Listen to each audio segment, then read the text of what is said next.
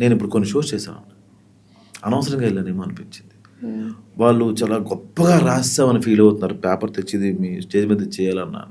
ఎందుకు వెళ్ళారు మరి? అంటే ఆల్రెడీ ఒక 2-3 సార్లు వెళ్ళాను, రీసెంట్ కూడా వెళ్ళా. అంటే ఫస్ట్ అది మా మేనేజర్ కమిట్మెంట్ ఇచ్చారంట, సరే బయలుదేరదాం అనుకున్నా.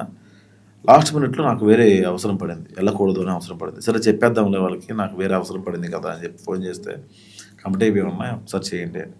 అప్పుడు ఫిక్స్ అయ్యేదే లాస్ట్కి చేయకూడదు.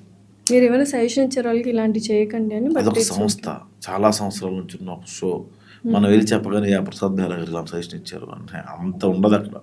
వాళ్ళ జీవనాధారమే అది బూత్గా ఉండదు, వెళ్ళిపోవడం మరీ బూత్ అయిపోతుంది అది. అంటే ఆడవాళ్ళు పిల్లలు ఇంట్లో చూస్తున్నారనే ఇది కూడా. ఇప్పుడు బాగా కష్టపడి సాయంత్రం ఇంటికి వచ్చి భోజనం చేసే చాలామంది షో ఆన్ చేసుకొని చూసేవాళ్ళు కొన్ని షోస్, అందులో బూత్ ఉంటున్నప్పుడు వాళ్ళు దాన్ని ఎంకరేజ్ చేయడం మానేశారు.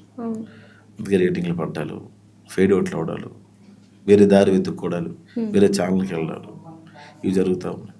సో అదే నా కామెడీ వల్ల వాళ్ళని అనట్లేదు, కానీ నేను బూత్ కామెడీ అంటే తప్పు.